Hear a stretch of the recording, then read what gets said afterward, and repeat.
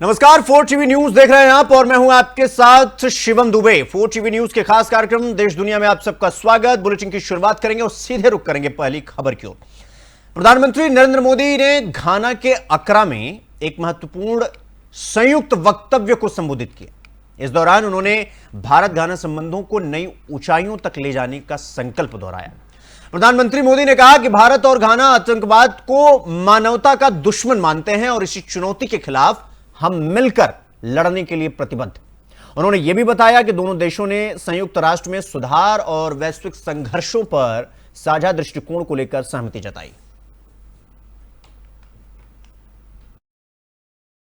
हम एक मत है कि आतंकवाद मानवता का दुश्मन है।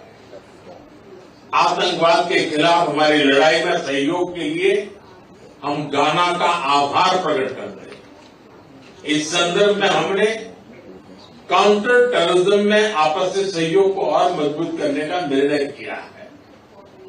यूएन रिफॉर्म्स को लेकर हमारा दृष्टिकोण एक जैसा है। पश्चिम एशिया और यूरोप में चल रहे कॉन्फ्लिक्ट को लेकर हम दोनों ने गहरी चिंता व्यक्त की है। हमारा मानना है कि युद्ध का युग नहीं है। डायलॉग और डिप्लोमेसी से ही समस्या का समाधान होना चाहिए। राष्ट्रपति जी और मैंने हमारी द्विपक्षीय साझेदारी को कॉम्प्रिहेंसिव पार्टनरशिप का रूप देने का निर्णय लिया है। घाना के राष्ट्र निर्माण की इस यात्रा में भारत केवल एक सहयोगी नहीं बल्कि एक सहयात्री है। यह भव्य जुबली हाउस, विदेश सेवा संस्थान, Komenda sugar factory, India Ghana Kofi एंड नान आईसीटी सेंटर और तेमा पगदन रेलवे लाइन ये सिर्फ ईंट पत्थर नहीं, ये हमारी साझेदारी के प्रतीक है। हमारा द्विपक्षीय व्यापार $3 बिलियन पार कर चुका है। भारतीय कंपनियों ने लगभग 900 प्रोजेक्ट्स में लगभग $2 बिलियन का निवेश किया है। हम दोनों ग्लोबल साउथ के सदस्य हैं और उसकी प्राथमिकताओं के लिए पूरी तरह प्रतिबद्ध है। Voice of global south summit में उनकी सकारात्मक भागीदारी के लिए हम घाना का धन्यवाद करते हैं। भारत के लिए यह गर्व की बात है कि हमारी G20 अध्यक्षता में अफ्रीकन यूनियन को G20 की स्थायी सदस्यता मिली। हमने साहेल रीजन सहित अन्य क्षेत्रीय और अंतर्राष्ट्रीय विषयों पर भी विचार विमर्श किया। घाना के राष्ट्रीय award the officer of the order of the star of घाना से सम्मानित किया जाना मेरे लिए अत्यंत गर्व और सम्मान की बात है। मैं राष्ट्रपति महामाजी, घाना सरकार और घाना के लोगों का हृदय से आभार प्रकट करता हूं। मैं इस सम्मान को 140 करोड़ भारतीयों की ओर से विनम्रता के साथ स्वीकार करता हूं। यह सम्मान मैं हमारे युवाओं की आकांक्षाओं को, उनके उज्जवल भविष्य को, हमारी समृद्ध सांस्कृतिक विविधता और परंपराओं को और भारत घाना के ऐतिहासिक संबंधों को। तो वहीं जम्मू कश्मीर में आज एक महत्वपूर्ण राजनीतिक गतिविधि देखने को मिली। दरअसल केंद्रीय मंत्री शिवराज सिंह चौहान अपने 2 दिवसीय दौरे पर श्रीनगर पहुंचे हुए हैं।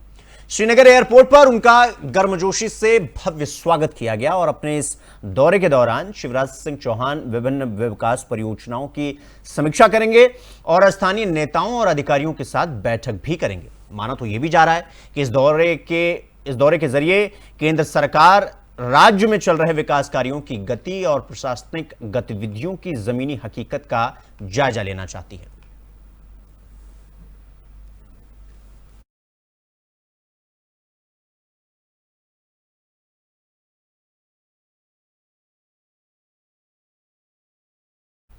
तो महाराष्ट्र के पुणे में एक दिल दहला देने वाला मामला सामने आया। दरअसल बलात्कार के इस सनसनीखेज मामले की जांच अब और भी तेज हो चुकी है। दरअसल अतिरिक्त पुलिस आयुक्त ACP Manoj Kumar Patil Kondhwa police station पहुंचे और मामले की विस्तृत जानकारी ली।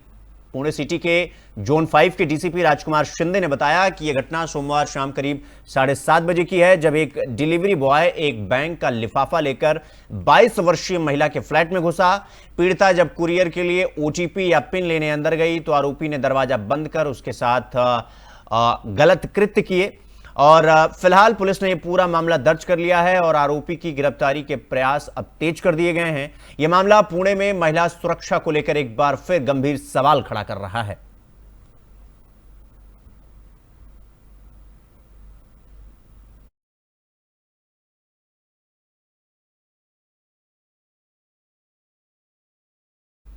रुक करेंगे अगली खबर की ओर। तमिलनाडु के मुख्यमंत्री और डीएमके अध्यक्ष एमके स्टालिन जनता से सीधे जुड़ने के लिए एक बड़े जनसंपर्क अभियान से जुटे हुए हैं और ओरिजिनल तमिलनाडु नाम के इस अभियान के तहत CM Stalin door to door जाकर लोगों से मिल रहे हैं और उनकी समस्याओं को सुन रहे हैं और सरकार की जो भी योजनाएं हैं उनकी जानकारी भी जनता तक पहुंचा रहे हैं। और इस अभियान का मकसद केवल और केवल लोगों के बीच सरकार की पहुंच बढ़ाना और आगामी चुनाव से पहले जमीनी स्तर पर जनता का विश्वास मजबूत करना बताया जा रहा है।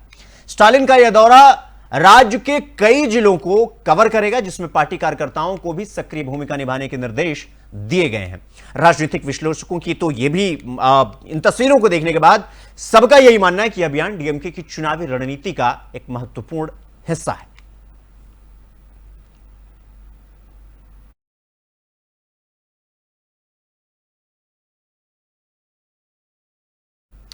तो कांग्रेस नेता राजेंद्र पाल गौतम ने न्यायपालिका को लेकर बड़ा बयान देते हुए देश में जातिगत भेदभाव और आम लोगों पर हो रहे अत्याचारों को गंभीर चिंता का विषय बताया है। दरअसल राज्य में आम लोगों पर अत्याचार की घटनाएं बढ़ रही हैं। हालांकि ऐसा कि वो कह रहे हैं जो पहले से ही लगातार बढ़ रही हैं, लेकिन अगर उच्च न्यायालयों में बैठे न्यायाधीश भी जातिवादी मानसिकता रखते हैं तो सच्चा न्याय कब मिलेगा, किसे मिलेगा? क्वेश्चन मार्क यानी प्रश्नवाचक चिन्ह, यह सवाल है।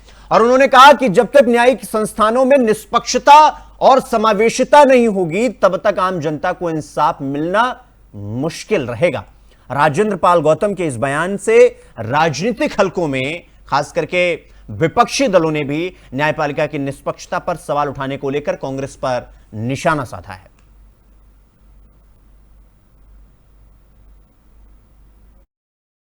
आम लोग तो जो पूरे राज्यों के अंदर जो उत्पीड़न की घटनाएं बढ़ रही हैं वो तो बढ़ ही रही हैं, लेकिन जो हाई कोर्ट के अंदर जजेस बैठे हैं वो जजेस की भी मानसिकता अगर जातिवादी होगी तो फिर न्याय मिलेगा कब? अभी एक लेटेस्ट में एक केस बताता हूं। ये लेटेस्ट केस उड़ीसा का है।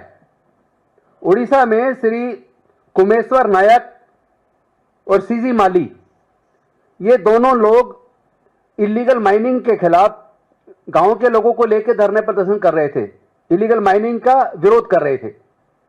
वो कह रहे थे कि गांव में माइनिंग नहीं होनी चाहिए, पूरा गांव उजड़ जाएगा। और उनके प्रदर्शन के खिलाफ पुलिस ने अतिक्रमण करते हुए फॉल्स एंड फैब्रिकेटेड केस बनाकर उनको गिरफ्तार कर लिया। गिरफ्तार करने के बाद 9 मई, यही अभी पिछले महीने 9 मई 2025 को हाई कोर्ट ने जजमेंट दिया।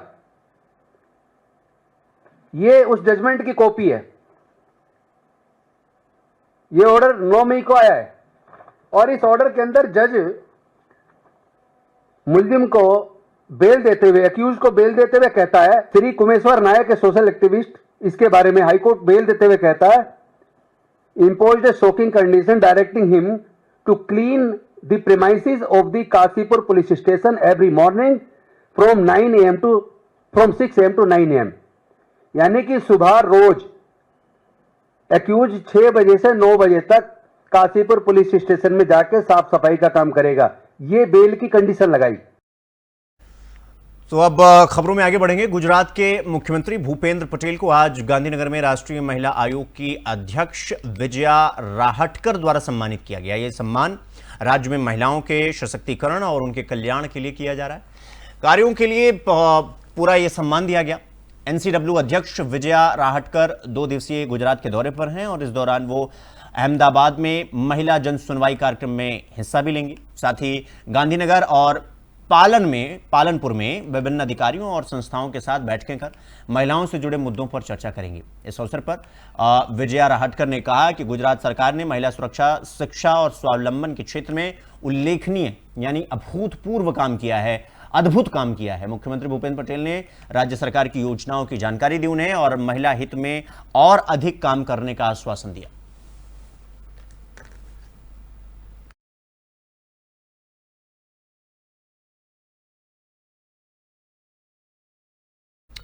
उन खबरों के बीच एक बड़ी खबर को आपसे रूबरू करवा देते हैं। दरअसल बागेश्वर धाम में बड़ा हादसा हुआ है।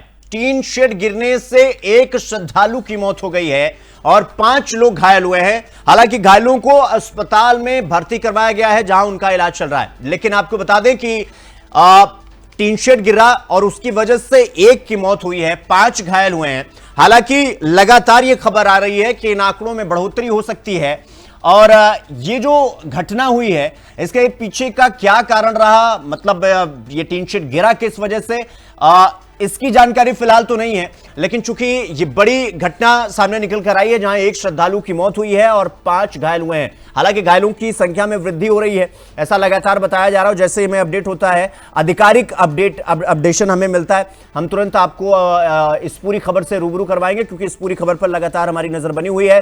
तो पूरी खबर आपको कुछ इस तरीके से बता दें कि मध्य प्रदेश के छतरपुर जिले में स्थित बागेश्वर धाम में एक दुखद और बड़ा हादसा सामने आया है जहां टीन शेड गिरने की घटना में एक श्रद्धालु की मौके पर ही मौत हो गई जबकि 5 अन्य लोग बुरी तरीके से घायल हो गए। हादसे के तुरंत बाद घायलों को पास के अस्पताल में भर्ती करवाया गया है जहां उनका इलाज चल रहा है।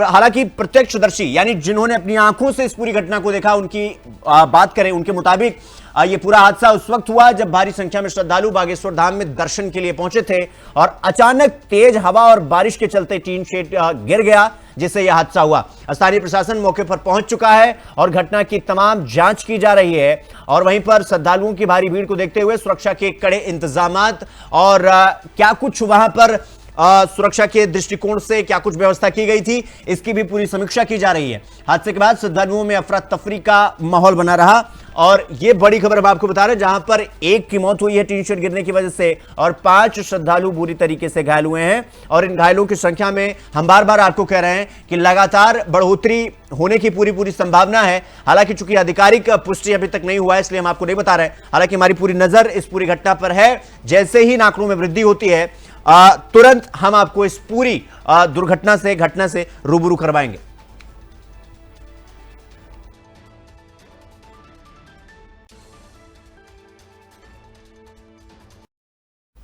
तो लोकसभा स्पीकर ओम बिरला ने खर्ची पूजा पर्व के अवसर पर देशवासियों को शुभकामनाएं दी है। उन्होंने सोशल मीडिया प्लेटफॉर्म एक्स पर पोस्ट करते हुए लिखा कि खर्ची पूजा पर्व पर समस्त देशवासियों को शुभकामनाएं। ये पर्व मां त्रिपुरेश्वरी और स्थानीय देवताओं की भक्ति का प्रतीक।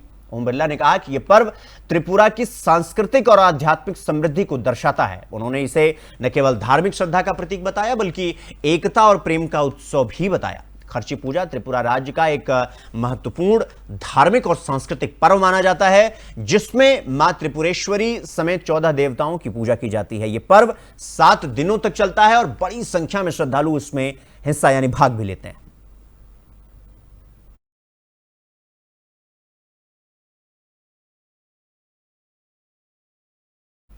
तो नेशनल हेराल्ड मनी लॉन्ड्रिंग मामले में प्रवर्तन निदेशालय enforcement directorate short form ED ने राउज एवेन्यू कोर्ट में अपनी दलीलें पेश करना शुरू कर दिया है। आपको बता दें कि लगातार दूसरे दिन ईडी की ओर से एडिशनल सॉलिसिटर जनरल यानी एएसजी एसवी राजू कोर्ट में अपना पक्ष रखे।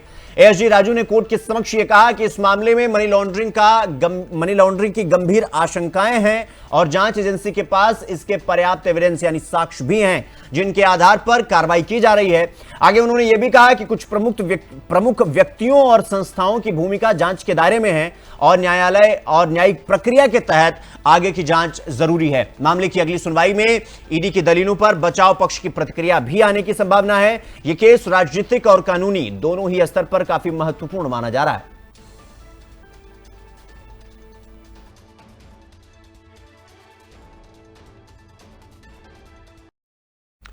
तो महाराष्ट्र की सियासत में एक बार फिर बयानबाजी तेज हो गई है, लेकिन वो क्यों? दरअसल शिवसेना यूबीटी यानी उद्धव बालासाहब ठाकरे गुट के नेता संजय राउत अक्सर अपने बयान को लेकर सुर्खियों में बने रहते हैं और इस बार भी उन्होंने कुछ ऐसा ही बयान दिया है। दरअसल उन्होंने कहा कि चुनाव आयोग जो है वो प्रभावी रूप से भाजपा का सहयोगी बन गया। यानी कि एक बार फिर से संजय राउत ने चुनाव आयोग पर तीखा और कड़ा प्रहार किया है। सीधे आयोग खुद भाजपा से मिल चुका है, यह कह रहे हैं संजय राउत।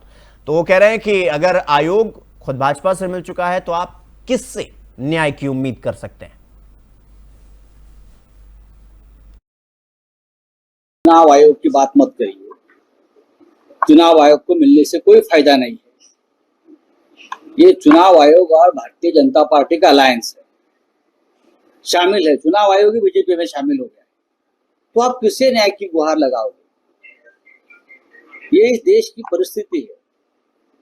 डेमोक्रेसी, चुनाव आयोग सिर्फ नाम का बचा है, कोई सुनवाई नहीं होती, कोई बात हम जो रखते हैं उसके ऊपर कार्रवाई नहीं होती।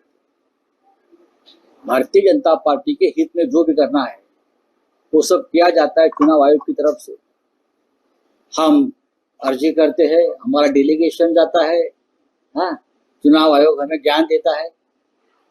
जो सवाल हमने विधानसभा महाराष्ट्र हरियाणा के बारे में आपसे पूछे हैं उस बारे में आप हमको कोई जवाब नहीं देते। हम कुछ जवाब मांगते हैं तो आप कानून बदला देते हैं। राहुल गांधी जी ने कुछ सवाल। तो अब रुक करेंगे अगली खबर की ओर। अगली खबर बिहार से है, जहां लोकसभा में विपक्ष के नेता राहुल गांधी द्वारा बिहार की मतदाता सूची में कथित गड़बड़ियों को लेकर उठाए गए सवाल पर अब बिहार सरकार की तीखी प्रतिक्रिया सामने आई है। दरअसल राहुल गांधी इस देश के लोगों को धोखा देने की कोशिश कर रहे हैं, ऐसा कहा जा रहा है बिहार सरकार की मंत्री की तरफ से। उन्होंने कहा कि भारत के नागरिकों पर उनको भरोसा नहीं है, बल्कि वो बाहरी मतदाताओं पर भरोसा करते हैं जो बांग्लादेश और अन्य जगहों से आए हैं। अगर उन्हें वास्तव में इस देश के लोगों पर भरोसा होता है तो वो भारत के मतदाताओं पर सवाल नहीं उठाते। नितिन नवीन ने राहुल गांधी के बयान को गैर जिम्मेदाराना और राष्ट्र विरोधी सोच का प्रतीक बताया। उन्होंने कहा कि चुनाव आयोग की प्रतिक्रिया पारदर्शी है और विपक्ष जानबूझकर भ्रम फैलाने की कोशिश कर रहा है। बिहार में आगामी चुनाव से पहले मतदाता सूची का मुद्दा एक बार फिर राजनीतिक बहस के केंद्र में आ गया है। राहुल गांधी इस देश की जनता को धोखा देना चाहते हैं। राहुल गांधी को इस देश की जनता पे भरोसा नहीं है, उनको उन बाहरी वोटरों पे भरोसा है जो बांग्लादेश और बाकी जगहों से आए हैं, उन पर भरोसा है।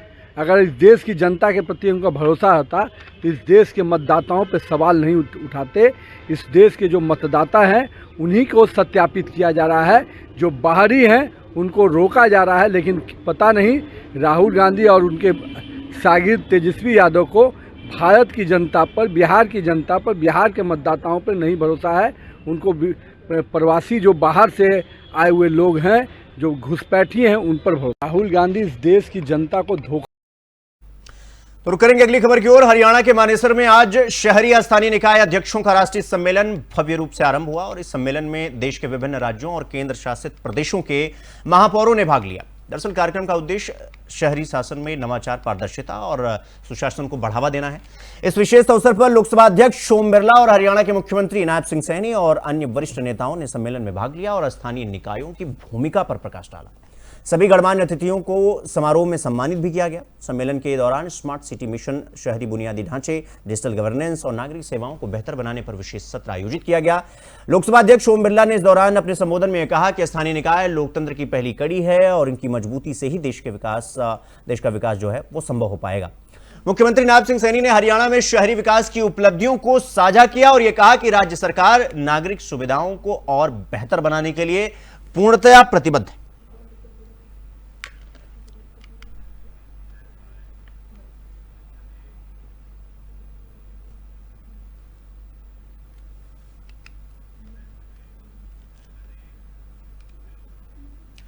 रुक करेंगे अगली खबर की ओर। जम्मू कश्मीर के कुलगाम जिले के रेशीपोरा गांव में बुनियादी सुविधा की कमी को लेकर लोगों का गुस्सा आखिरकार सड़कों पर फूट पड़ा है। दरअसल गांव में पीने के पानी की भारी किल्लत के खिलाफ गुरुवार को ग्रामीणों ने मुख्य सड़क को जाम करके विरोध प्रदर्शन किया, जिससे कई घंटे तक यातायात पूरी तरीके से बाधित रहा। प्रदर्शन में बड़ी संख्या में महिलाएं, बुजुर्ग और युवक शामिल हुए। सभी ने जल शक्ति विभाग और जिला प्रशासन के खिलाफ जमकर नारेबाजी की। प्रदर्शनकारियों का यह आरोप है कि वो हफ्ते से पानी की कमी झेल रहे हैं, लेकिन बार बार शिकायतों के बावजूद भी कोई कार्रवाई अभी तक नहीं की गई। प्रदर्शन के कारण राहगीरों और वाहन चालकों को भारी परेशानियों का सामना करना पड़ रहा है। हालांकि सूचना मिलते ही डीएसपी मुख्यालय निसार अहमद और तहसीलदार कुलगाम मौके पर पहुंचे और उन लोगों को शांत करने की कोशिश की। प्रशासन ने प्रदर्शनकारियों को यह आश्वासन दिया कि समस्या का जल्द ही समाधान कर दिया जाएगा और आपूर्ति बहाल करने के लिए हर संभव कदम उठाए जा रहे हैं। स्थानीय लोगों का कहना है कि अगर समय पर समाधान नहीं हुआ तो विरोध और तेज किया जाएगा।